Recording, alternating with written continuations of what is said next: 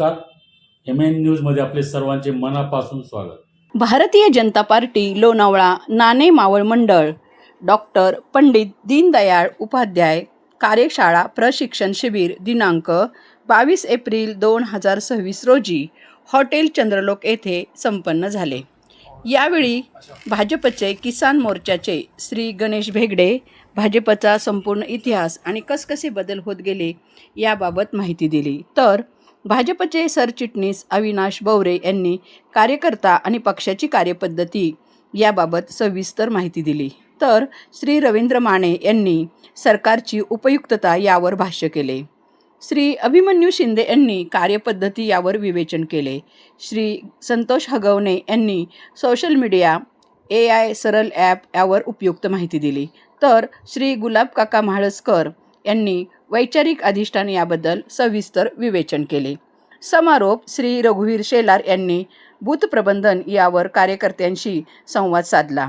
यावेळी अध्यक्ष भाजपा नाणे मावळ मंडळ श्री अनिल गायकवाड, अध्यक्षा भाजपा नाणे मावळ महिला आघाडी सौ परिजाताई भिलारे, श्रीधरजी पुजारी, माऊली गुंड, संयोजक श्री राजाभाऊ खळदकर, सहसंयोजक श्री अमित गंदे, सहसंयोजक सौ संतोषी तोंडे, सोशल मीडिया अध्यक्ष श्री तारासिंह भोहरा, पदाधिकारी कार्यकर्ते मोठ्या संख्येने उपस्थित होते.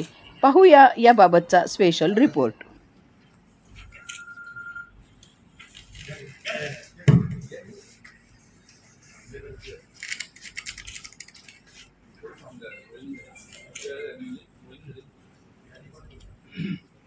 ती जनता पार्टीमध्ये करत नाही.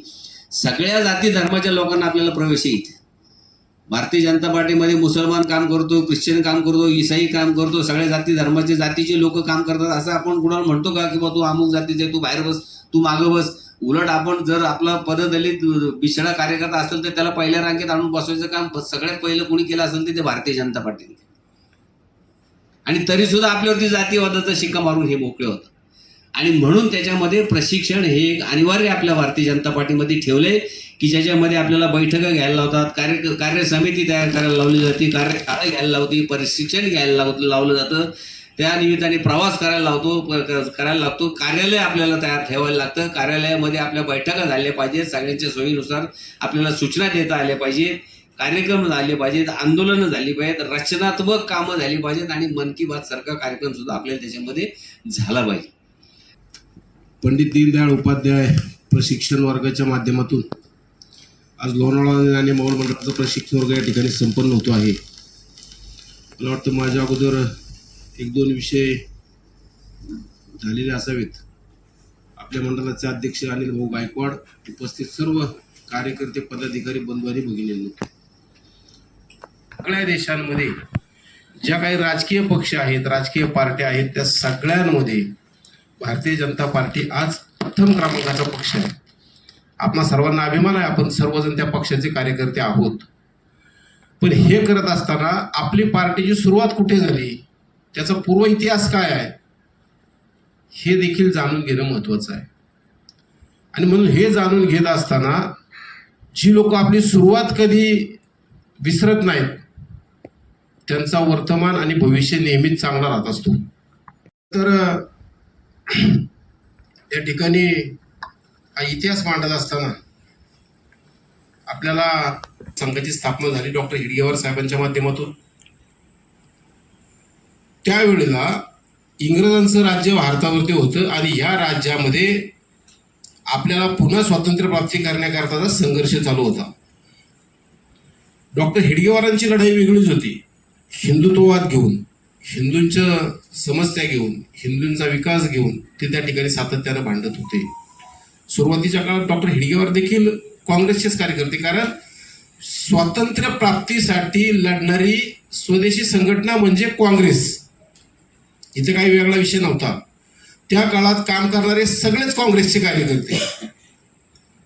आणि म्हणून हा सगळा संघर्ष चालू असताना 1947 साली भारताला ज्या वेळेला स्वातंत्र्य मिळालं त्यावेळेला या इंग्रजांनी जाता जाता धार्मिक ध्रुवीकरण या देशाचं करून टाकलं.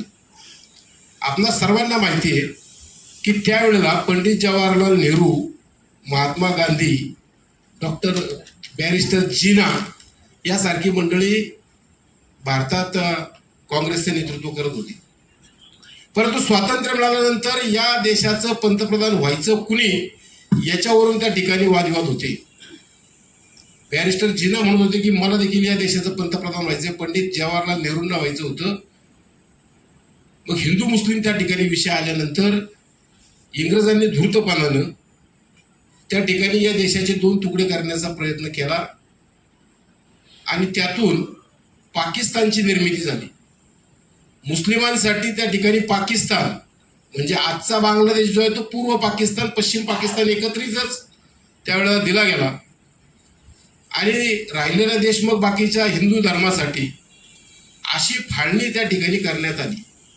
ही फाळणी झाल्यानंतर राहिलेल्या भारतामध्ये पंतप्रधान कुणी व्हावं याविषयी देखील वाद होते. काँग्रेसमधल्या काही लोकांना वाटत होतं की वल्लभभाई पटेलांनी या देशाचं पंतप्रधान व्हावं, परंतु जवाहरलाल नेहरूंनी गांधीजींना सांगितलं की मला या देशाचं पंतप्रधान व्हायचं आहे. त्यांच्या वेळेला जी काँग्रेसची कोर कमिटी होती त्याच्यात देखील बहुमत वल्लभभाई पटेलांना होतं, पण गांधीजींच्या सांगण्यावर पंडित जवाहरलाल नेहरू यांना देशाचं पंतप्रधान करण्यात आलं. जनता पक्षाची तत्वनिष्ठ आणि विचारधारा मानणारे आपण सगळे कार्यकर्ते आहोत. सातत्याने आपण लढत राहू. शेवटी परिवर्तन हा संसाराचा नियम आहे. इथं कुणीही सत्तेचा अमरपट्टा घेऊन आलेला नाही. त्याच्यामुळं फार काळजी न करता आपल्या ध्येय तत्वानुसार आपण आपली वाटचाल करत राहू. मला खात्री आहे, आम्ही नेत्यांना सांगितलंय की आमचा निखारा आतमध्ये तसाच आहे, फक्त वरतून थोडीशी राख जमा झालेली आहे, त्याच्यावरती फक्त एकदा फुंकर मारायचं काम करा. आमचा कार्यकर्ता पुन्हा पेटून उठल्याशिवाय राहणार नाही. आणि म्हणून आज या किसान मोर्चाचे प्रदेशाचे माजी अध्यक्ष गणेश तात्या बेगडे, माजी उपसभापती शांतारामबापू कदम, यातले सर्व नगरसेवक नगरसेविका कार्यकर्ता बंधू आणि प्रशिक्षण अभियानाच्या निमित्तानं वैचारिक अधिष्ठान हा माझा विषय आहे आणि 30 ते 35 मिनटं हा विषय मांडण्याला वेळ लागतो. परंतु पार्टीचं एक महत्त्वाचं कामाची जबाबदारी त्या ठिकाणी जावं. अध्यक्ष म्हटले की 2 मिनिटे या ठिकाणी येऊन भेट द्या आणि म्हणून भारतीय जनता पार्टी पक्ष कार्यकर्त्यांचा पक्ष आहे आणि अध्यक्षांनी दिलेली सूचनेचं पालन करणं हे कार्यकर्ता म्हणून आपल्या सर्वांचं कर्तव्य आहे. त्याला उपस्थित राहिलेलो आहे. वैचारिक अधिष्ठान म्हटल्यानंतर पंडित दीनदयाळ उपाध्याय यांनी आपल्याला सांगितलेच आहे की एकात्मता मानवतावाद समाजातील शेवटच्या घटकापर्यंत भारतीय जनता पार्टीचं कार्य भारतीय विचार पोचवणं हे त्यांनी आपल्याला त्या ठिकाणी अधोरेखित करून दिलं.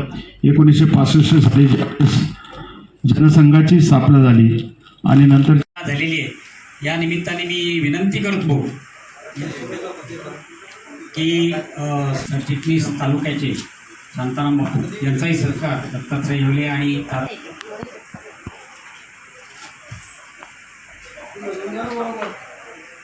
भारतीय जनता पक्षाचा अशाच ताज्या घडामोडी पाहण्यासाठी MN न्यूजला लाईक करा, शेअर करा आणि सबस्क्राईब करायला विसरू नका. धन्यवाद.